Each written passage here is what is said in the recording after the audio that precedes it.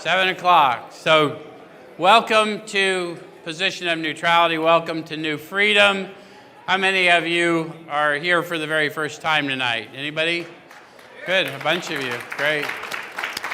So first of all, welcome. And second, let us warn you in advance, you're liable to experience us just a little different than other meetings of other fellowships you may have attended. Primary reason that's liable to happen is we intend for you to have a different experience here.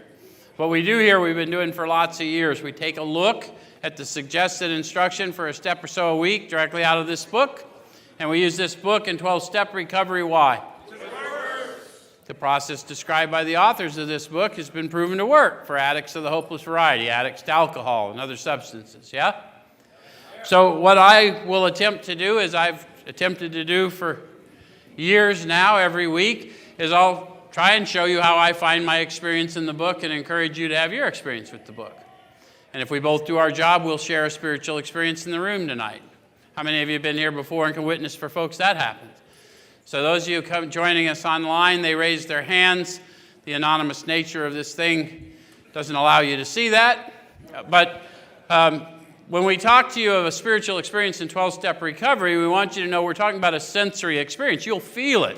And when you do, I'll know, and I'll call it to your attention. Because we would cheat you to talk to you about the power we call God without giving you a demonstration. Last week, we had an encounter with that tangible power that we call God, yes? And we talked about where and how we find this power, yes? And how it expresses itself as power, peace, happiness, sense of direction, tangible power, yeah? And so that very same power is what's going to enable us to enact the decision. But before we get completely rolling, I got a couple of announcements. Any of you members who are new here and haven't been told yet, your families are welcome to come to this event and to the Recovery Church on Saturday. And we open the door at 6:15 on Thursday and 6:15 on Saturday, so your family can come spend time with you, then come to either this meeting or the Recovery Church and spend a little time with you while you're getting ready for your reentry, yeah?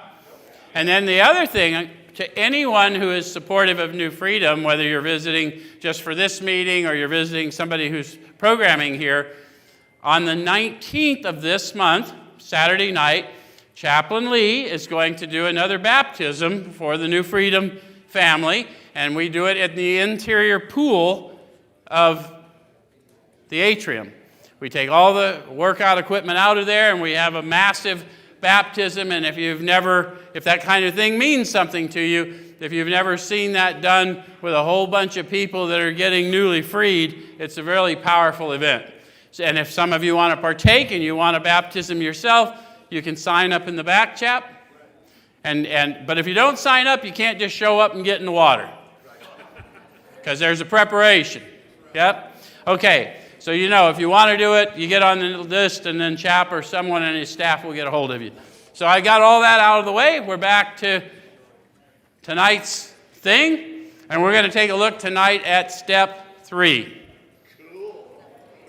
How many of you have made a decision to start doing something or stop doing something and fell short of keeping your commitment?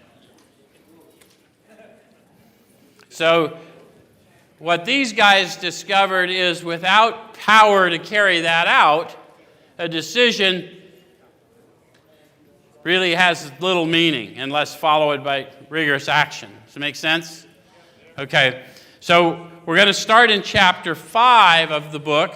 And for those of you that haven't been here before and don't know why we use this book, I sort of talked about it, but this is a book of the first 100's testimony. Half of them atheists or agnostics, having this encounter with power, that people said that power, that's the power we call God, tangible, sensory, power, peace, happiness, sense of direction. They had this encounter and their mind was changed, and they inventoried themselves and they found out how to give testimony, what I was like, what happened, what I'm like now, which is the whole process of the 12 steps, is to get the amends process is for me to get fit enough admitting my frailties to another, and then asking for power to treat people kinder than I feel like treating them, and eventually growing in the Spirit and feeding the Spirit rather than the flesh, yeah?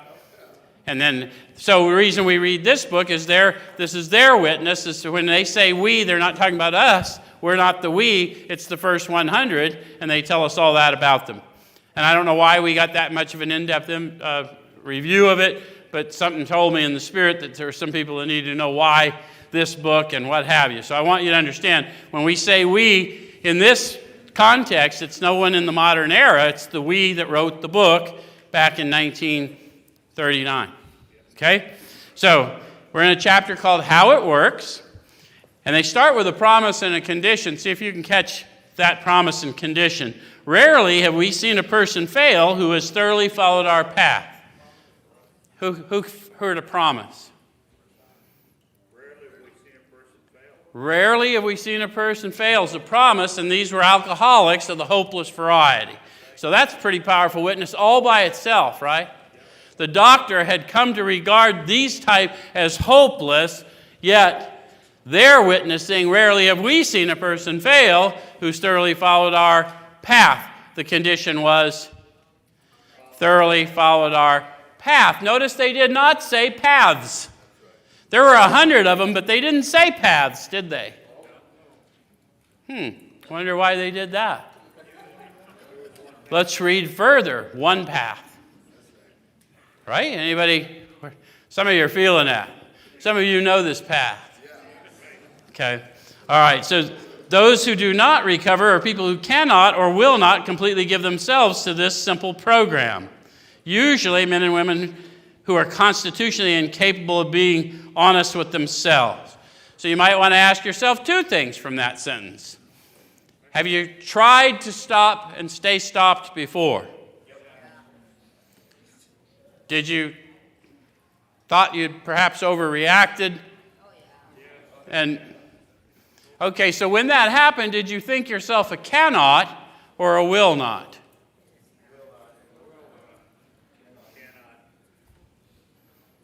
It's kind of like separating fly shit from pepper, isn't it? The outcome's the same, right? Cannot, will not. This is an end of judgment. We'll judge ourselves saying, I'm a cannot till I find out I'm a will not, or I'll say I'm a will not until I find out I'm a cannot. Any of you had that struggle? Think, I don't need to do any of that crap. Well, maybe I should have. Okay. All right. So it says that they're constitutionally incapable of being honest with themselves about what? So these are the people who do not recover, so we might want to see what they mean, what we're constitutionally incapable of being honest about. Could be that. And they've talked to us a little bit about that evolving experience, right? So if we go back in the book to the doctor's opinion, let's look at that, because that XXVII, I believe, is where I want to be. And let's look at this and see if anyone relates to it. It says men and women drink essentially because they like the effect produced by alcohol. Yep. Anybody? Yes. And if you're not a drinker, do you like the effect produced by cocaine, methamphetamine, heroin, fentanyl? You probably don't even remember the effect produced by fentanyl. You just woke up. Apparently, a few of them know the experience. The sensation is so elusive that while they admit it injurious, they cannot, after a time, differentiate the truth from the false. To them, their alcoholic life seems the only normal one. They are restless, irritable, and discontented unless they can again experience the sense of ease and comfort which comes at once by taking a few drinks. Is that true for you? Have you found in an abstinent state that you are restless, irritable, and discontented? And can you sitting here, how many of you are sitting here sober tonight? Wow, a high percentage. That's really good. It's not a trick question. We had to qualify. How many of you, although you're sitting here sober tonight, can bring to consciousness that sense of ease and comfort that would come at once by taking a few drinks or a few hits? Any of you do that?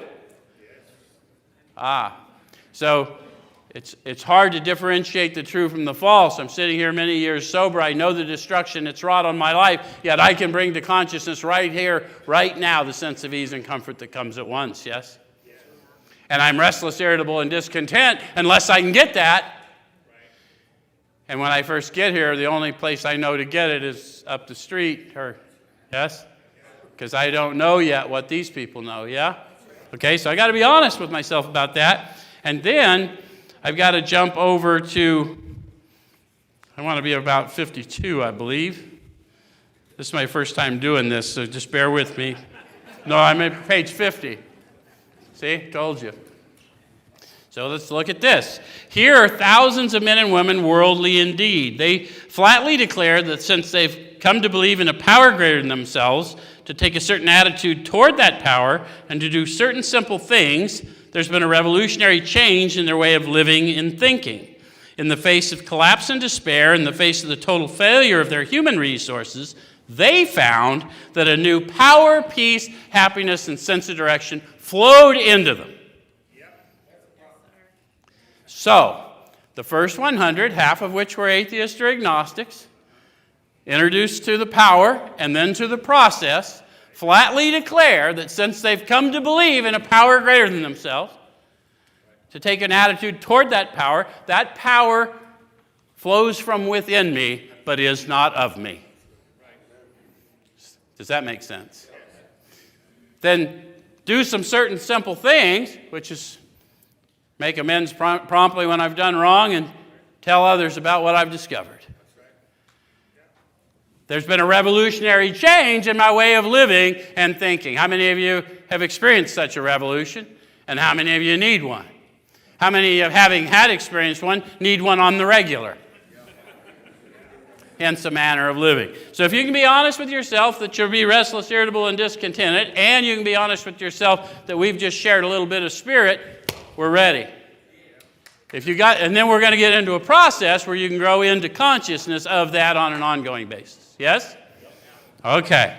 So that's what they're constitutionally incapable of being honest about, either that they're restless, irritable, and discontent without it, or that they'll deny the presence of the power on them. Right? Okay? All right. So if you're in neither one of those categories, you're going to be all right so far. That's pretty good. If you're sitting here within my earshot, I'm quite sure you're going to be okay. Because if you can recognize this, you ain't hearing from me, you're hearing from him. Right? Okay. So then it says this simple program, usually men and women constitutionally incapable of being honest with themselves, there are such unfortunates. They're not at fault. They seem to have been born that way. They're naturally incapable of grasping and developing a manner of living which demands rigorous honesty. That's the guy who says, yeah, I can bring it to consciousness, yeah, I can feel the power, and then doesn't want to do the work. Doesn't want to arm themselves with the facts about themselves, doesn't want to make amends, doesn't want to go show others. And if that happens, they could stumble. Does it make sense? Okay. So it says, there are those too who suffer from grave emotional and mental disorders, but many of them do recover if they have the capacity to be honest. So how many of you have been around recovery rooms for a while? A few of you? Good. How many of you have seen those people with grave emotional and mental disorders? How many of you have figured out it's you? They always write in an inoffensive way so we can have this path to self-discovery without assaulting the ego. That's why we don't want to change the I's to we's and the whatever, because this is so we can find ourselves within the context. And none of us think we belong here when we get here. Where's my people that went to detox downtown, mid-city, like community bridges? Any of you make that cheese sandwich routine? Some of you just don't want to cop to it. Okay. So did you notice there was a lot of people down there that we don't want to be like? Do you have any of them point out to you like they did me? You're not here as an observer. You're here as a patient. Just sit there a minute. I'll get you a cheese sandwich. Okay, so our stories disclose in a general way what we used to be like, what happened, what we are like now. I'm not going to know that until I've done the inventory. This is a book in past tense. What I used to be like, not what it used to be like, no matter how many silly times we hear that. I don't need to tell them about my perspective. We know that's flawed. That's why I need to focus on you. But I can tell you that I was selfish, I was inconsiderate, I was dishonest, I was full of guilt, shame, and remorse. I encountered this power, and I learned the secret to the accessing the well within me was turn my thoughts to others. And when that started happening, all of a sudden, that guilt, shame, and remorse went away when I got to use my terrible experience to help free other people from their terrible experience. Does it make sense? Okay. All right. So it says, if you've decided you want what we have and are willing to go to any length to get it, then you're ready to take certain steps. So what we don't want to do is rush in because there's a condition. First of all, I got to want what they have. How am I going to find out what they have? Might not be a bad idea to read their book, would it? Why do you read the big book? Well, because it's the story of how many thousands of men and women have recovered from alcoholism. Not my story, their story. But they found one path, and that path made a way. Right? Okay, so let's go to page 25. And let's see what they had. We'll see if we're willing to go to certain lengths to get it. Because if we're honest with ourselves, any lengths is a bit of a consideration. Okay? All right, so 25, it says the great fact is just this and nothing less, that we've had deep and effective spiritual experiences. Again, they're trying, because words are hard to describe a sensory experience, deep and effective, right? And then it says, which have revolutionized our whole attitude toward life, toward our fellows, and toward God's universe. How many of you could use that revolution? The central fact of our lives today is the absolute certainty that our Creator has entered into our hearts and lives in a way which is indeed miraculous. He's commenced to accomplish those things for us which we could never do by ourselves. So that may not mean much to you if you're a believer and you're just thinking you maybe stumbled a little bit and now you're going to get in a relationship, it's going to be all right. But think about the testimony. These are believers dying in alcoholism, and half of them are atheists or agnostics. They believe God does not exist or God cannot be proven to exist, and yet, by this time, they're absolutely certain that their Creator dwells in their heart and lives through them. So for those of you who are not believers, I want to talk to you just a minute. What in your addiction were you absolutely certain about? I was absolutely certain about one thing. If I could get to the dope man, I could feel different. Anyone got me? So certainty is important to the hopeless addict. And so they're promising me certainty that well of ease and comfort that I've been introduced to can be improved upon. So I no longer will have to go out in the world looking for my ease and comfort. It will come from within. Does that make sense? That's kind of cool, huh? Yeah. All right. So we're back to, we're ready to take certain steps if you want it. Yes? Any of you want that? Regardless of your belief, you would like to have the absolute certainty that your Creator lives in you and lives through you. And if you're still iffy, that's okay. That's why but I was just trying to get you to see, this is their testimony. They did not remain unbelievers. They told you that last week. They believe in power. They flatly declare, right? All right. So they go right into who we all are. At some of these, we balked. Sure would like that. Is there an easier, softer way? Please show me the sign. Which one do we balk from? 4. How many of you have looked at 8? All the people I've harmed? How about 9?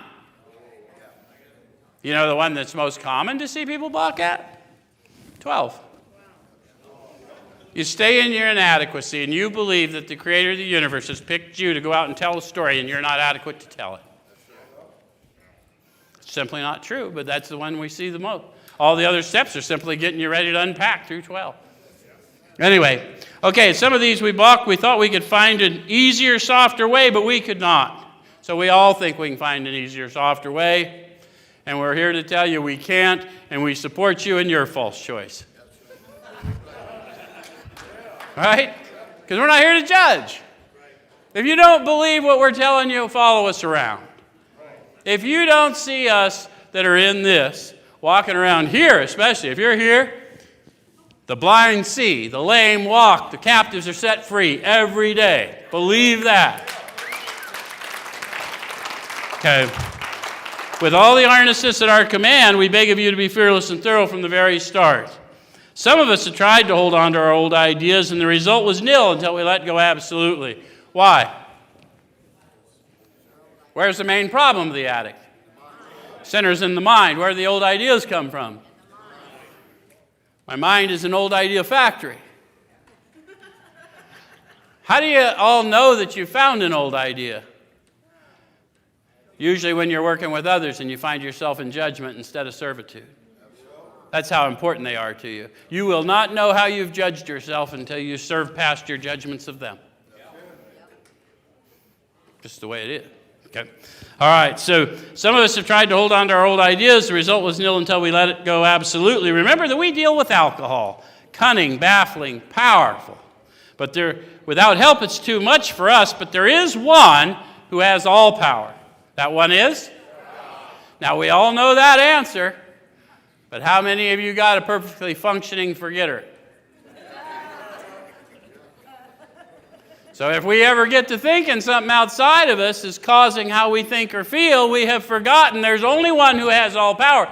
That world has no power over me. I know who I am and whose I am. But I forget. I doubt. Which is why I need a program of recovery to stay fit, to stay awake. Yes? Okay. All right, so may you find him now. They wouldn't have said that if they hadn't told me where to go looking. Where'd they tell me to go looking? Deep down inside every man, woman, and child. Yes? Okay. Half measures availed us nothing. How many of you have done this a while and sometimes you felt like half measures are availing you about half? You thought, I'm okay, I'm on cruise control. Anybody? Come on, Paul, you've been around for eons. You've had a few half measures. Okay. All right, so we stood at the turning point. We asked his protection and care with complete abandon. That's what people used to tell us years ago that was the second step prayer. They don't usually highlight that.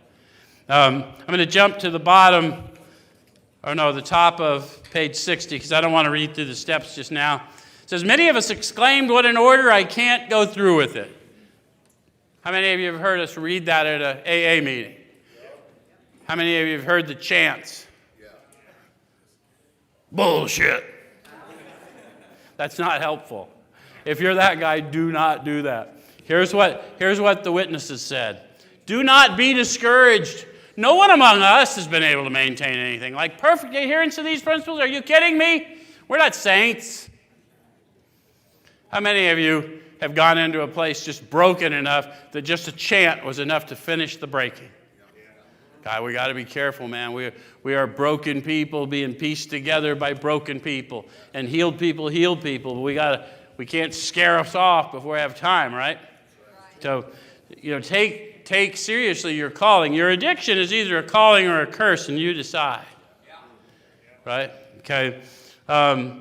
So it says we claim spiritual progress rather than spiritual perfection. Our description of the alcoholic, the chapter to the agnostic, and our personal adventures before and after make clear three pertinent ideas. A, that we were alcoholic and could not manage our own lives.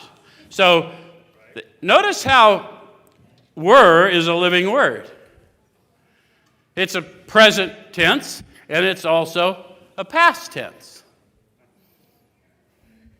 And what does it mean for me to know that I'm alcoholic? Not say I'm an alcoholic. I used to say I'm an alcoholic to explain how much I drank. Of course I drink like this. I'm an alcoholic. Any of you ever did? Clearly did not understand the gravity. Yes? So you're with me? And then could not manage my own life. They didn't even relay to me what the unmanageability of my life was till 2. They made me admit to that in faith in 1, and then showed me my unmanageability was within me. Couldn't control my emotional nature. Prey to misery and depression. Any of you relate to that? So alcohol was my solution to that until alcohol became problematic. Okay? It says that probably no human power could have relieved our alcoholism. That's B. How many of you tried to will away your alcoholism? Addiction. How many of you had people that you really cared about begging you? If you cared about me, you'd stop. And you cared about them, and you couldn't stop. So we have some experience with that. That God could and would if he were sought. Now last week we said, when I say God, you say power, so that we don't get anyone twisted. So we got to go back to that. That God could and would if he were sought. So your job is power. Synonymous. Right? So I'm going to go find that power within, because they've told me where to seek, and they've told me by their witness that he could and would. So I don't need to worry about whether I'm a cannot or a will not. I just need to know the one who can and will. Does that make sense? Okay. All right. So being convinced, we are at step 3. So being convinced to what? A, B, and C. That right? Sean doesn't have all the answers. There's anyone else? He's got a half a dozen of them, though. He and I have been working this circuit for years. Yeah. Which is that we decided to turn our will and our life over to God as we understood him. Just what do we mean by that, and what do we do? So remember who we is. This is not a God of my understanding or a God of your understanding. God as we understood him, and they already explained to us, they found him within. He expressed himself as power, peace, happiness, a sense of direction. It is not a chair, a light bulb, a group of drunks. It's tangible power within you. Does that make sense? And then my understanding always grows, because it's not even my understanding. It's his understanding through me, which is why I'm able to be kinder than I feel like being. Yes? Okay. So the first requirement is that we be convinced that any life run on self-will can hardly be a success. So are you convinced? Based on what? Based on your experience. Now read the sentence again. It says, any life. I have got to be convinced that I don't have to tune all the rest of y'all up when I don't think you're doing it right. That's going to take a power greater than me, isn't it? On that basis, we're almost always in collision with something or somebody, even if our motives are good. How many of you have discovered that? Checked your motives. Motives are good. Some son of a bitch does not appreciate my motive. Any of you ever, like Tracy and I copped to it last week, any of you ever found yourself pointing out how negative people are? There is nothing more negative that you can do than see the negativity in others and speak it into existence.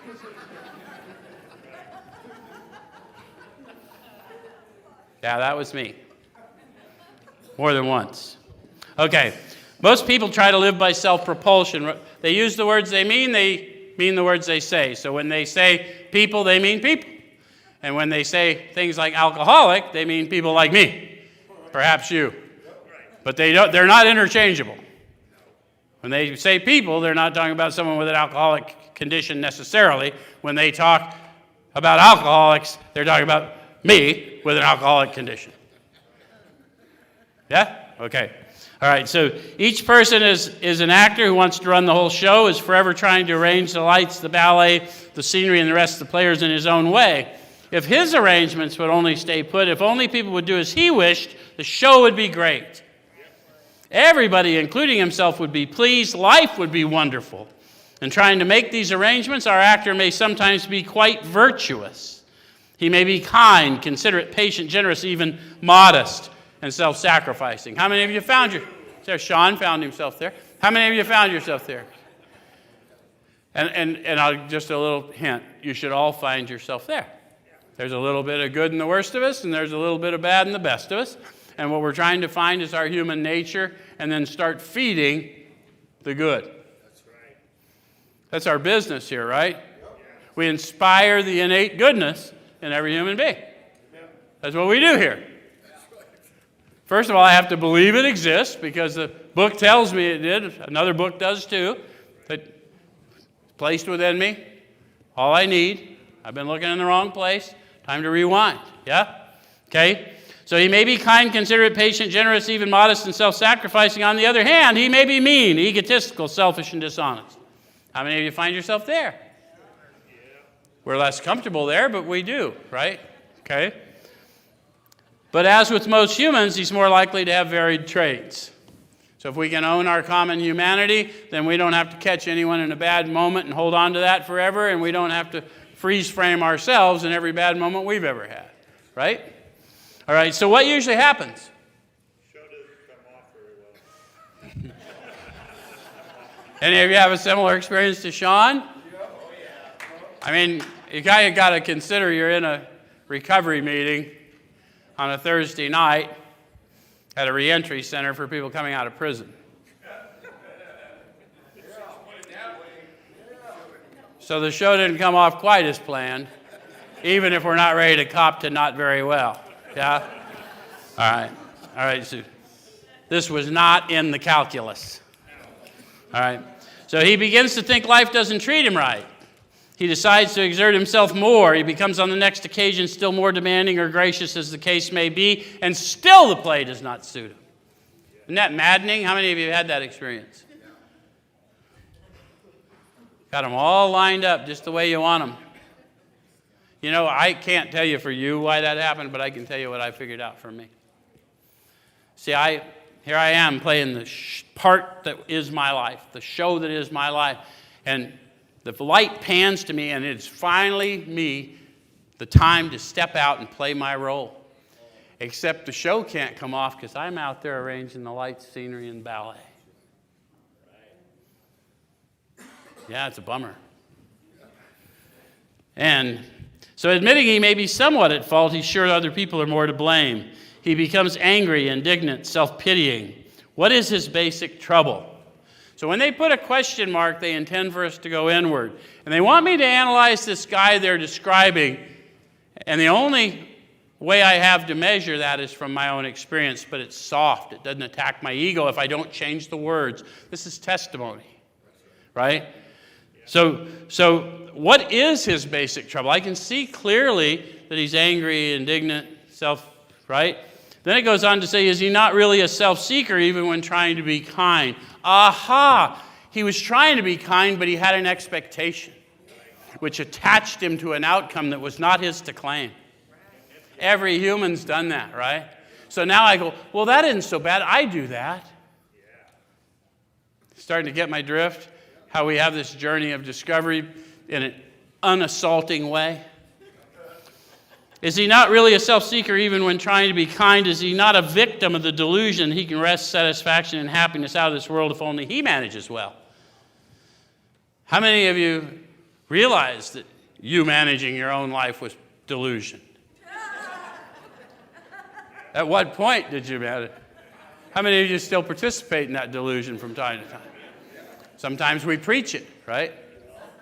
But the reality is there's an awful lot arranged for us before we arrive, while we're here, and after we're gone for us to be the director. Right? Okay.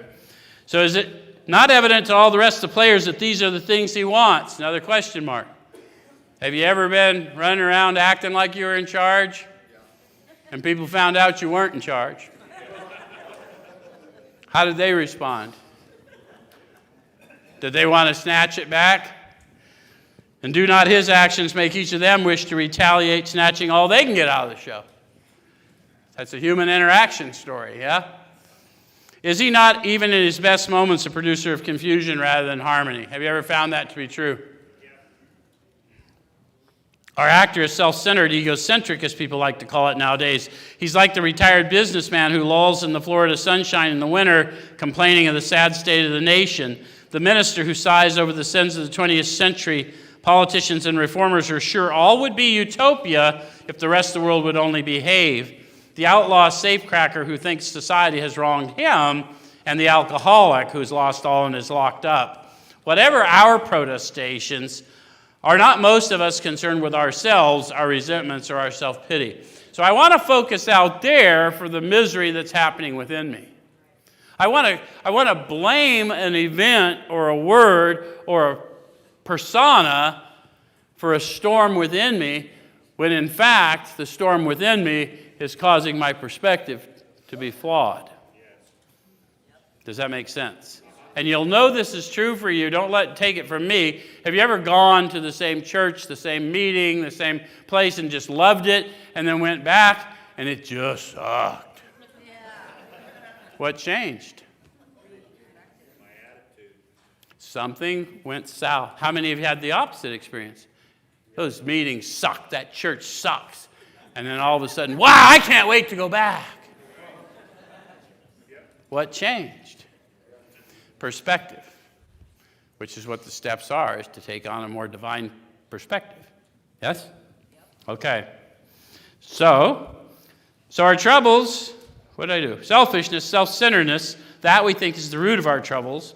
Driven by 100 forms of fear, self-delusion, self-seeking, self-pity, we step on the toes of our fellows and they retaliate. Sometimes they hurt us seemingly without provocation, but we invariably find that at some time in the past, we've made decisions based on self, which later placed us in a position to be hurt. So one caution, again, to you people who are new to the program, even if you've been in fellowship and haven't done steps, or you haven't worked out of this book, no one is saying that abuse to you as a child or an adult even is your fault. What they're saying is, when they went through the process, they found that fear, self-seeking, self-delusion, and self-pity blocked them off from the fact that they did receive the grace to get through it, and the thing tethering them to the event is their unforgiveness. And until they start using that for purposeful testimony to help others get through similar difficult situations, they don't reclaim. Again, they use the word recover here. One of the definitions to recover is the mining term, to take from what was thought waste and extract something infinitely valuable. So if you're armed with the facts about yourself, what you thought was a waste of your life is infinitely valuable in averting suffering for thousands. It's pretty cool stuff, isn't it? Yeah. Okay, and I'm not making that up. That was the intent of the authors, by the way, because alcoholism wasn't a disease then. So they weren't talking about a recovery from a medical condition. They were talking about a recovery from a deplorable human condition. Okay, so it says, so our troubles, we think, are basically of our own making. They arise out of ourselves, and the alcoholic, they're talking about me. Did you catch the shift? We were talking people all that time. Now they said the alcoholic. So they got me, perhaps you. They arise out of ourselves, and the alcoholic is an extreme example of self-will run riot, though he usually doesn't think so. So what are my odds with my alcoholism? The rest of the world, they're just regular examples of self-will run riot. And I'm an extreme example of self-will run riot, and I don't think so. It's going to be a long life, isn't it? And it's not going to last very long. I'm going to get dead. That's what my sponsor told me years ago. He says, we got to get you to God before you find a more creative way to get there. Quick. So above everything, we alcoholics must be rid of this selfishness. We must, or it kills us. Again, the alcoholics. I used to hear it I wish those people out there would get a program like we got in here. And that's a judgment. It's not useful. I wish the people in our fellowship would get introduced to the program we have in this book so they would get free so there would be less suffering. Because the program is not in the rooms, it's in the book. And it's in you, right? Growing consciousness of the power within you. All right, so there often seems no way of entirely getting rid of self without his aid. Many of us had moral and philosophical convictions galore, but we could not live up to them even though we would have liked to. So how many of you tried that? Changed your attitudes, your ideas, your playgrounds, your playmates. Still had difficulties, okay? Neither could we reduce our self-centeredness much by wishing or trying on our own power. How many of you have had that experience? Some people don't even contemplate that. We really do think that I can make myself less selfish, but the very idea that I can get rid of self is delusion. Because if I'm aware of self, there I are. And you'll know that's true if you've ever done something you thought selfless and thought, my, that was selfless of me.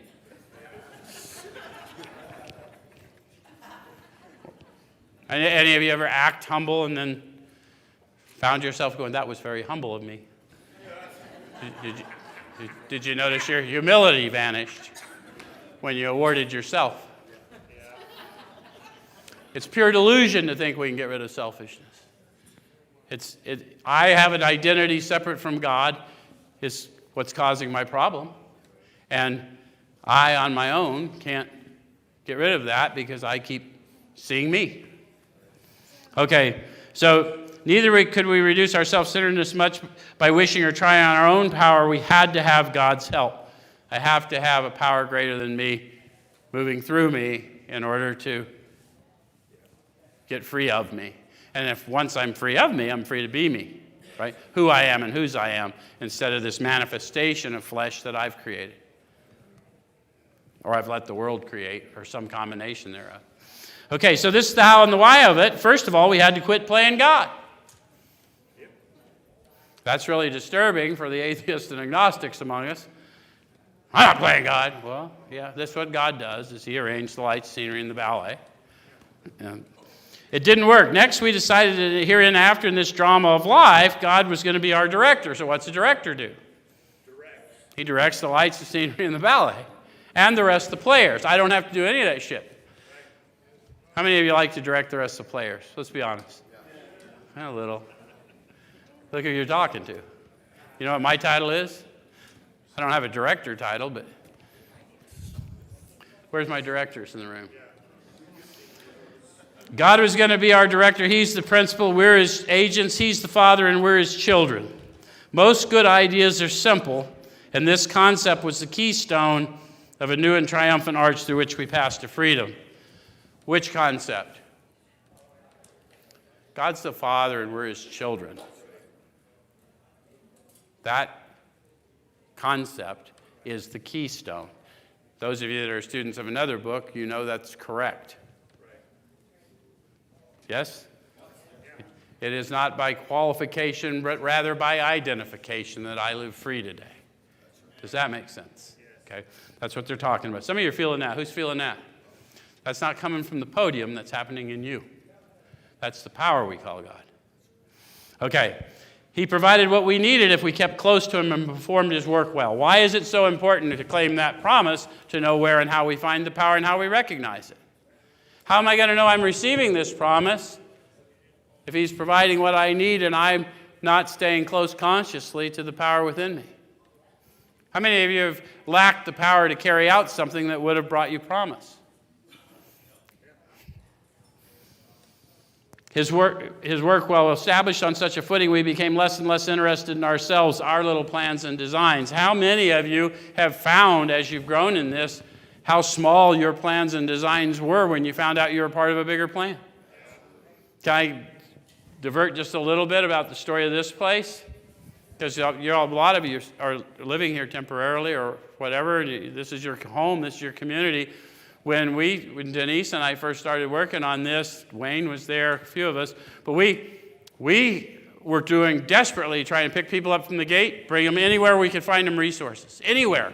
And we would pass the hat around a little shitty office down in 24th Street at the end of the runway, just to see if we could come up with $150 to put people in halfway houses. And all our stuff was going away. We lost all our things. And anyway, we desperately just wanted our own place. And this Asian couple came up to me after a CMA meeting and says, "We own a church. Would you like it?" So that, first of all, if you've ever been in a CMA meeting, that is not the place you usually get approached by Asian people wanting to give you a church. But that's another story. But anyway, we tried to take this 1960s church and turn it into a reentry center for people coming out of prison. That was our little plan and design. And the city would not grant us a permit to do that. And then we were led to another person, and we said, we got this brilliant idea. We want to take 400 freshly released felons. We want to drop them smack in the middle of Phoenix in an old hotel, and it's going to go great. And he said, I'm in. And then he went, that's a true story, and then he went and got a subject property list, and he sent it to us. And I looked at the list, there was like 15 properties on it, and I instantly saw this one, and I said, we don't have to look anymore, this is it. And everyone said, that's the most expensive property on the list. And I said, it's also the only one I built. In 1982, I was on the management team that built this place. So way back then, I was part of a much bigger plan, and I would have to be a huge idiot to not recognize it right? I mean, but I didn't know it then. But I'm bearing witness to you now. And this same God that did that using me did it for you. And there was a time in your life when you felt hopeless and forgotten, and I'm telling you, you never were, all the way back to at least 1982, because I know I was building you a home back then. Not me, but the God I serve was. Anyway, I'm sorry I wandered off, but all right. But we had to talk about little plans and designs because I think it's a profound point that once we let go of what we think needs to be done and see what's already being done, we get to see a lot more than we ever saw before. Okay?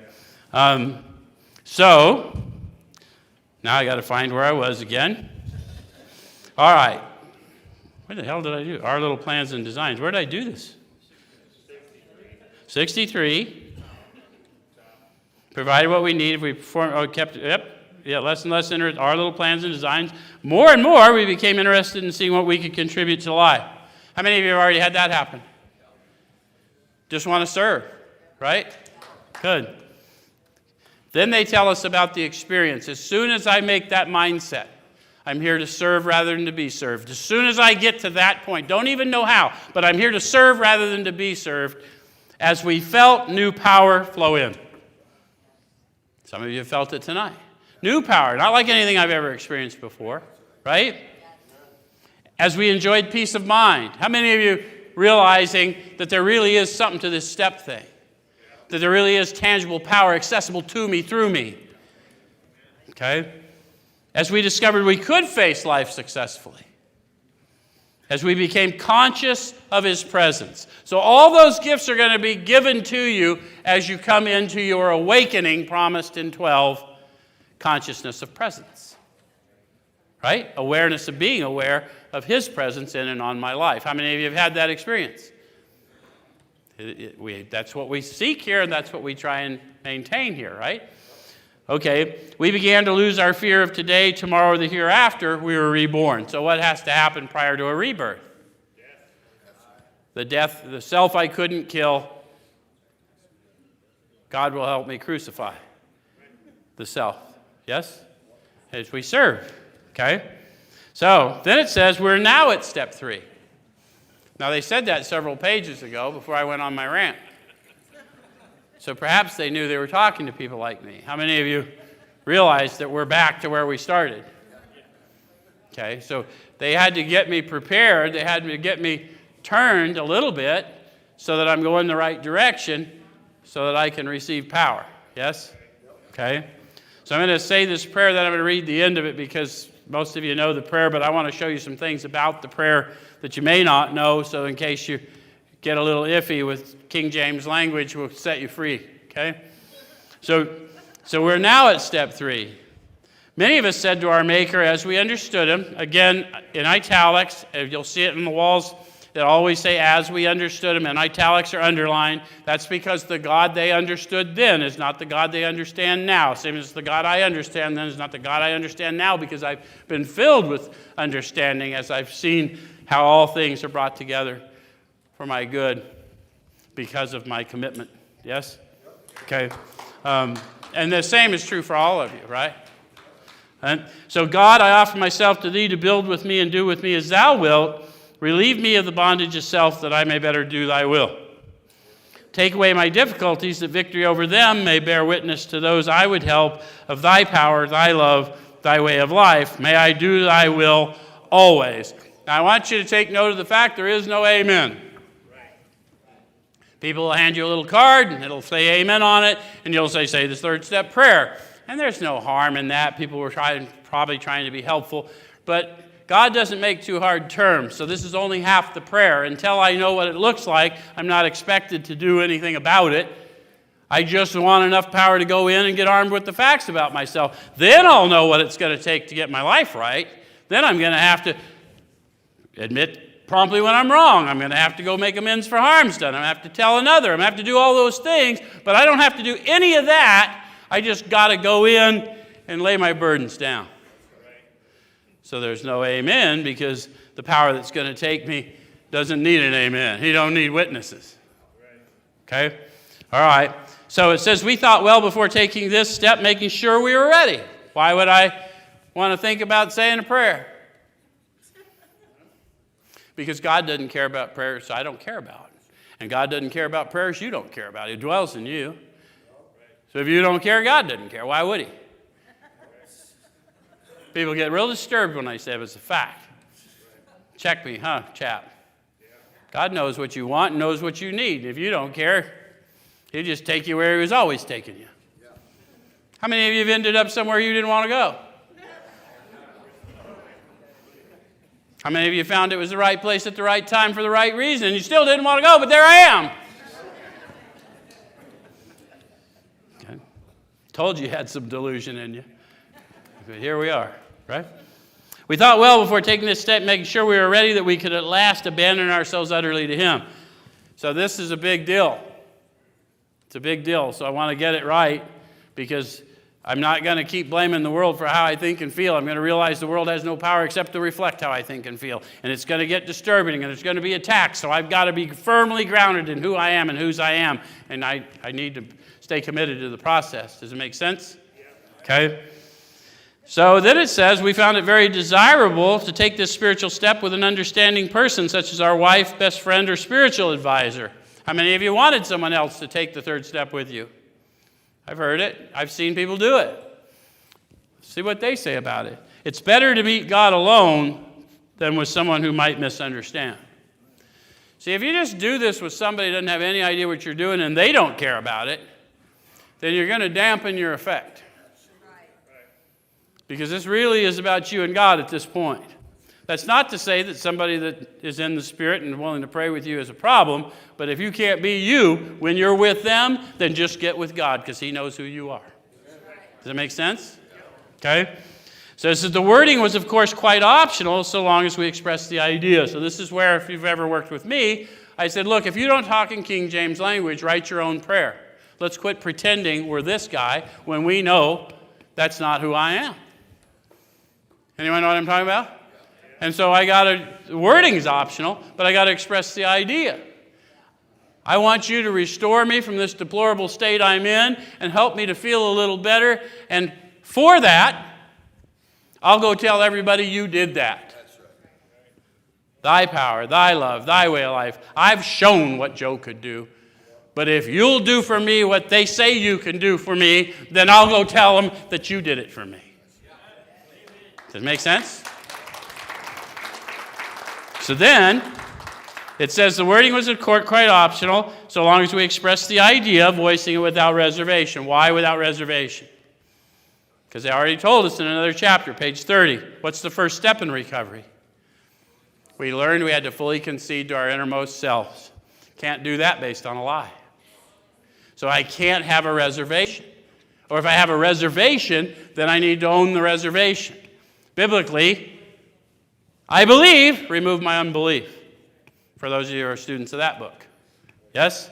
Just own that I got no choice here because my life is a train wreck. So I'm going to do this, and I'm not sure what's going to happen, but I'm sure I had that experience of you, and I'm willing to follow through if you're willing to lead. Yeah? Okay. All right, so this was only a beginning, though if honestly and humbly made, an effect, sometimes a very great one, was felt at once. So if you've never had an effect in the third step decision, it's a signature of the Spirit. You may not have a profound one until you take someone else through, but these guys all did. And we don't know if it's their methodology or how broken they were, but they all did because they tell us the story of Next We Launch. That's what they're going to go into. So all I want to tell you is it's a tangible experience, and I'm going to tell you of one. I took a guy through the steps one time, 10 years in recovery, had never done a fourth step, which means he had never done really any of the steps. Because the fourth step is the inevitable consequence of encountering power and making a decision. So the steps are kind of all-inclusive. Once you encounter power, it's coming. Right? So the reality is he had never done this stuff, and so I sat down and I went through 1, 2, 3, kind of what we did here tonight. And he says, okay, I'm ready to go. I said, no, you're not. You need to go home and contemplate. You're turning this all over. Then we'll dig in and see what's up. So you tell me the effect you had. You call me when you're done doing whatever you're doing, and then I'll feel your effect through the phone, and then we'll know how to proceed. So then about 10 o'clock that night, I get a call from this cat. He says, well, I said that prayer and I didn't feel nothing. But my inventory is done and I'd like to discuss it with you tomorrow. I said, 10 years in recovery and you never did an inventory. And now you have a complete one. Some people would consider that an effect. Make sense? So, that's it.